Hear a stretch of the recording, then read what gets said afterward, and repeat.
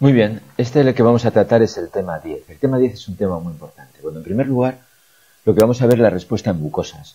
La respuesta en mucosas tiene una peculiaridad, y es que existe un sistema que se llama inmune mucoso común. Eso quiere decir que un antígeno entre por la mucosa que sea, en este caso el ejemplo que pone en este gráfico del ROID es el sistema digestivo. Entonces entra el antígeno y el antígeno es reconocido tanto por linfocitos B como por linfocitos T por la llegada de células dendríticas en placas de Peyer. Las placas de Peyer están próximas en mucosas y son órganos linfoides especiales. También puede ser en ganglios linfáticos, pero en placas de Peyer.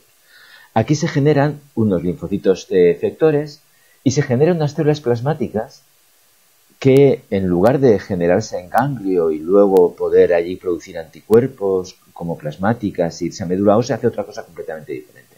Se convierten en unas células que se llaman plasmoblastos, que son células que tienen la capacidad de producir anticuerpos cuando llegan a un sitio determinado. ¿Y estos plasmoblastos qué hacen?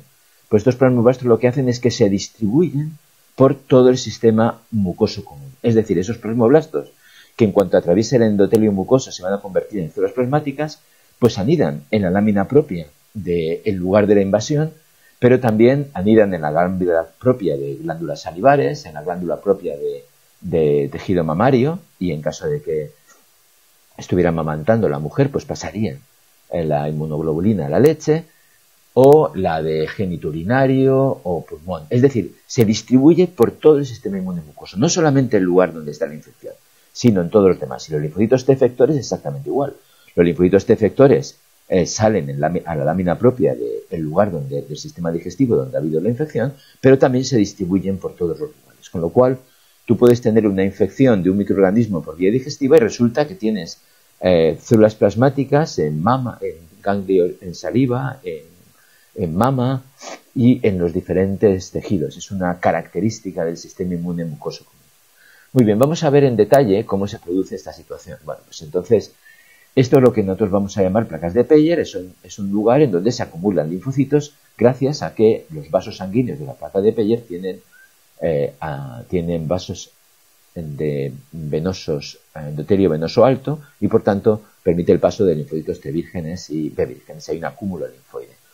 Bueno, aquí lo que ocurre es que cuando llega el microorganismo es captado de diferentes maneras. Hay unas células especiales que se llaman células M, que son capaces de hacer que los antígenos que están en la luz pasen a lámina propia y puedan ser cogidas por células dendríticas. También las células dendríticas de vez en cuando emiten unas prolongaciones a través de las células epiteliales que también lo pueden captar. De cualquier manera, el antígeno es capaz de llegar a donde están los linfocitos B y contactar con los linfocitos B, y el antígeno procesado por una célula dendrítica es también llegado al área T de las placas de Peyer.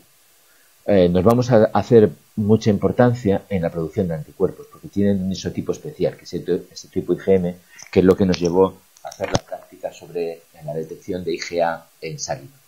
Bueno, entonces, ¿qué pasa? Pues como hemos dicho, lo que ocurre es que se forman células plasmáticas que se llaman plasmoblastos, que es dudoso que se queden directamente en la lámina propia, y por eso pongo aquí una interrogación, aunque vuestros compañeros en el TAT lo decían que podía ser posible, y lo normal es que por circulación linfática estos plasmoblastos vayan a conducto torácico, vayan a sangre, atraviesen el endotelio mucoso, sea o no inflamatorio, y allí pues se conviertan en células plasmáticas, que como veremos, las que mejor anidan en la lámina propia son las que van a secretar IgM o IgA. Y existe una proteína que veremos que es una proteína transportadora de las inmunoglobulinas que tengan unida la cadena J, que es una cadena que vimos en la clase anterior, y entonces que se llama receptor de inmunoglobulina polimérica, porque esta proteína J solamente la tienen IgA, que es dimérica, IgM, que es pentamérica, y se transporta a la luz, y ya en la luz se puede poner en contacto con antígeno. También hay linfocitos T efectores que son capaces de quedarse en la lámina propia o incrustarse en ocasiones en el epitelio, y bueno, también este antígeno es capaz de ser llevado por circulación linfática a ganglios locales, a ganglios regionales, en donde puede haber también una respuesta de producción de Ts efectores y plasmoblastos, porque muchas veces los ganglios regionales de mucosa son muy especiales, porque tienen, como veremos, la mucosa y los ganglios son alta concentración de TGF-beta, que es fundamental para producir el cambio de isotipo hacia IgA.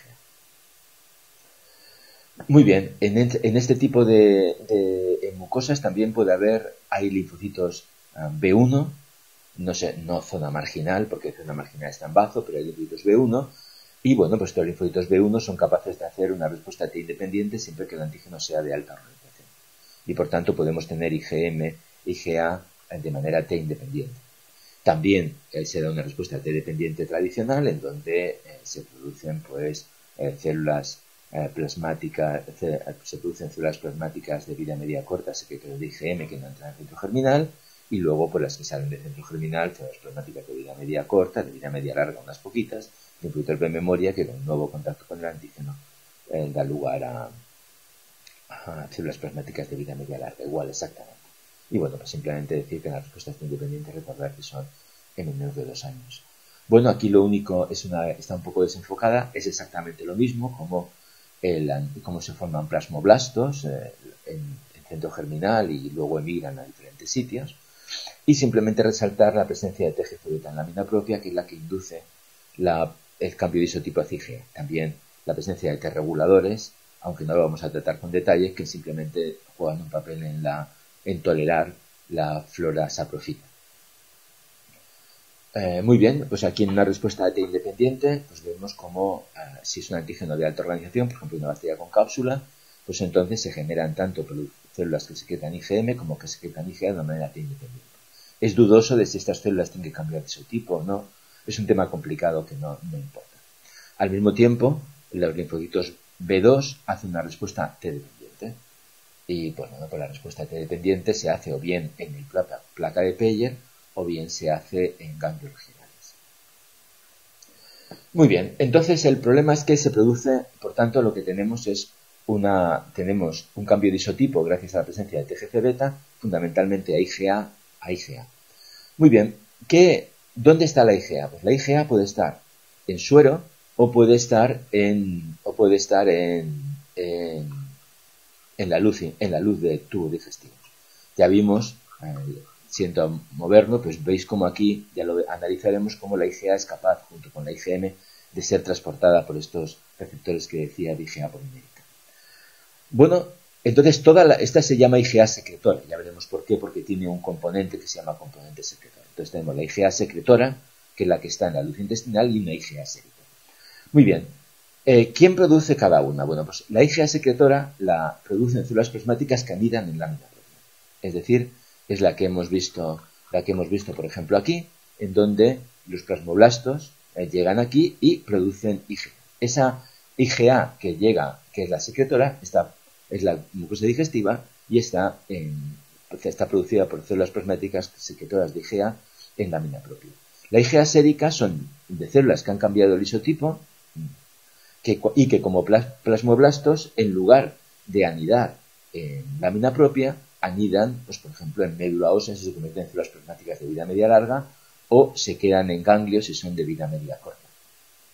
Pero esta IgA, que está producida lejos, no es capaz de llegar a la mucosa digestiva porque no es capaz de atravesar el endotelio y luego el epitelio. Esa situación no la puede hacer. El endotelio mucoso no lo pasa IgA, solamente lo pasa las células plasmáticas, y veremos cómo quizá sí que la pasa IgG en algunos endotelios especiales. Muy bien, ¿qué es lo que aquí se plantea? Bueno, aquí lo que planteamos es que la luz del sistema, aquí es un sistema un poco complicado, esto es el sistema genitourinario femenino, aquí estaría útero y aquí estaría vagina, aquí estaría útero y estaría vagina, o sea que es como si fuera un eje de simetría, pero todo lo que estamos mirando es lámina propia.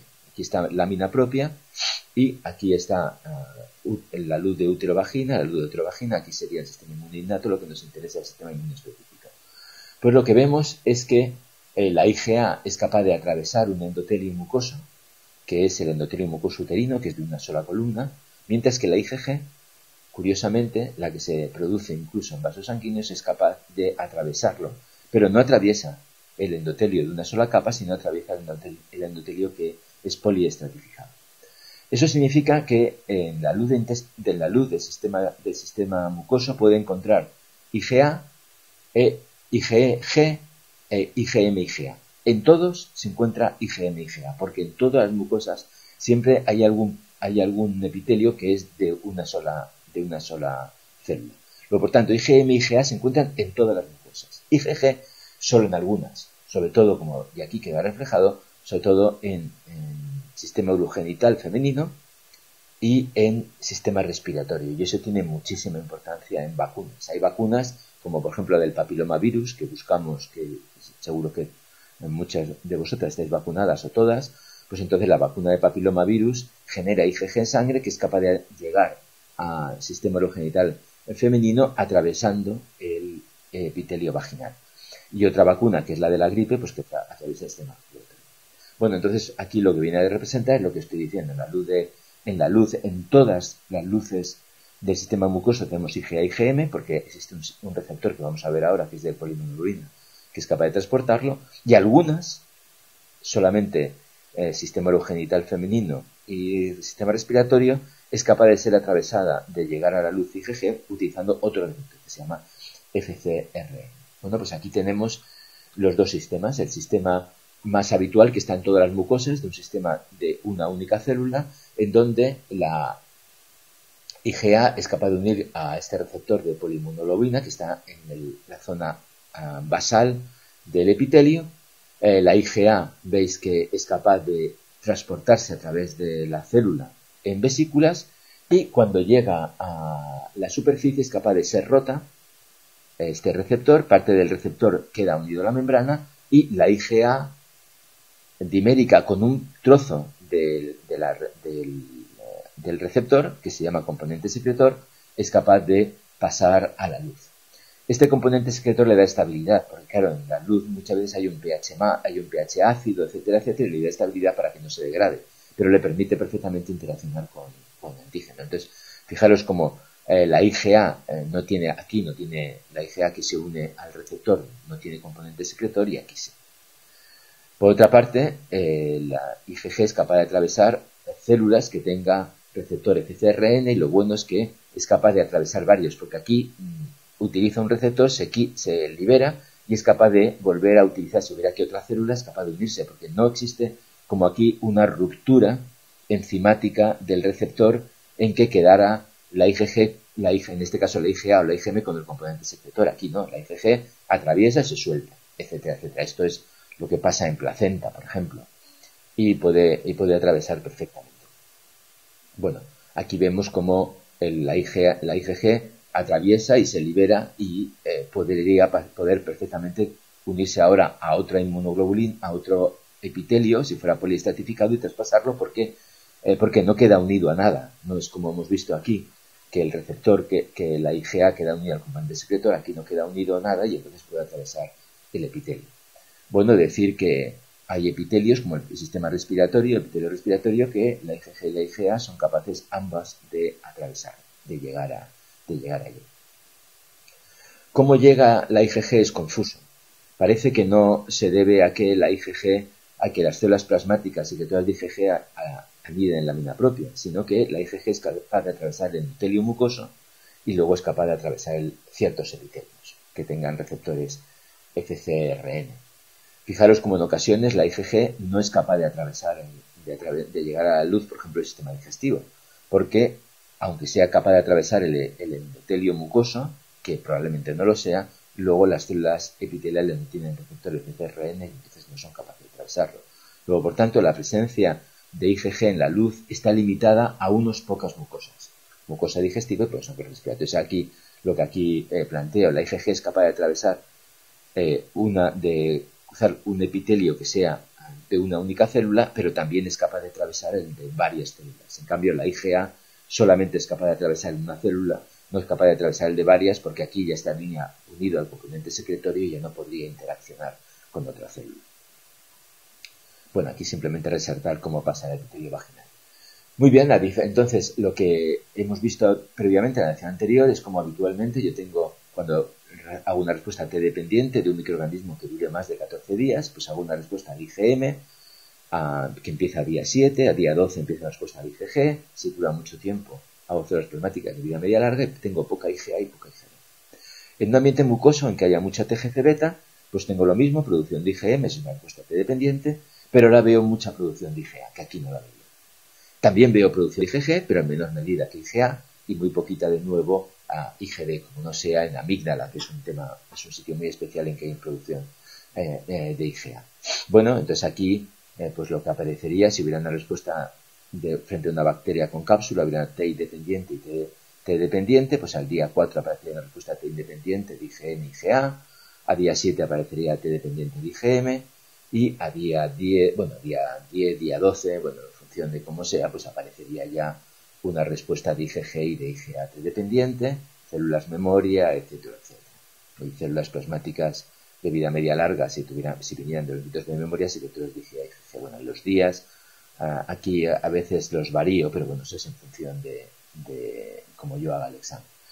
Y bueno, simplemente aquí decir pues que igual que como todas las mucosas, pues también el epitelio mucoso es capaz de reconocer a través de receptores TLR, por ejemplo, la presencia de virus, que entonces son capaces de producir interferón gamma y que todo lo que hemos visto previamente es aplicable a mucosas.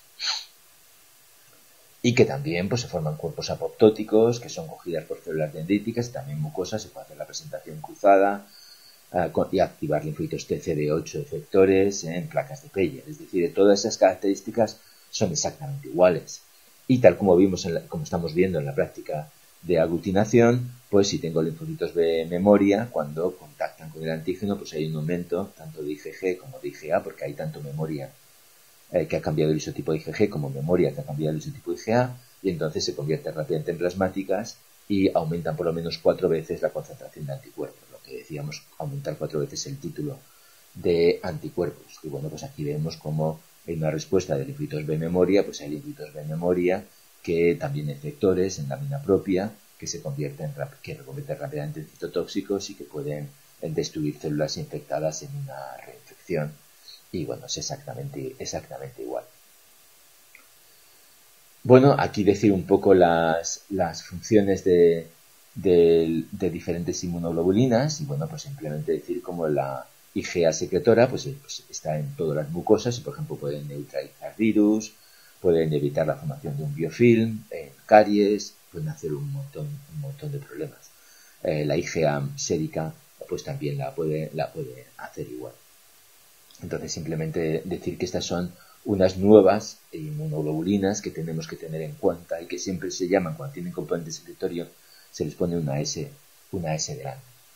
Y bueno, para terminar ya para terminar rápidamente, es decir, esta importancia de la mucosa, esta peculiaridad del sistema inmune mucoso hace pues que haya vacunas que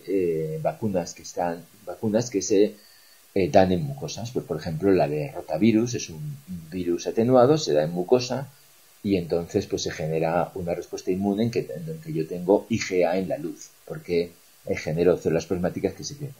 Lo curioso es que la dosificación en estas vacunas no es exactamente igual que en las demás. Vimos el otro día como en una se daban, y lo veremos en el capítulo 13, normalmente se da a los 0, a los 2 meses y a los 11 meses, y aquí se dan las vacunas en dosis más cercanas. Por ejemplo, aquí cada 4 semanas, en esta vacuna, que es la vacuna de fiebre tifoidea, que también es una vacuna con cápsula atenuada, pues se da en dosis de 2 días de diferencia. Es algo, pues todas estas cosas son muy experimentales, pero simplemente decir que hay vacunas que se dan en mucosas porque se quiere la producción de IgA. Pues por ejemplo, ya digo, la de fiebre tifoidea, la de gripe atenuada, y son aquellas en las que yo quiero tener IgA. El rotavirus es fundamental porque la IgG no es capaz de atravesar el epitelio mucosa.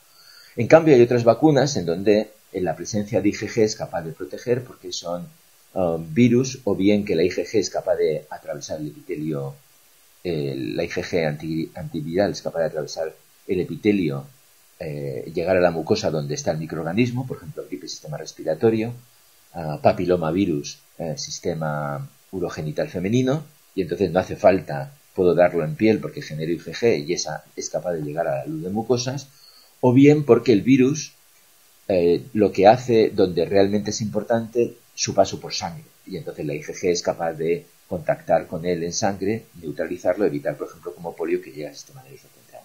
Y simplemente aquí ver cómo la peculiaridad de estas vacunas que se dan en mucosa oral, en donde muchas veces las dosis de vacunas son muy próximas en el espacio. Bueno, con eso terminamos.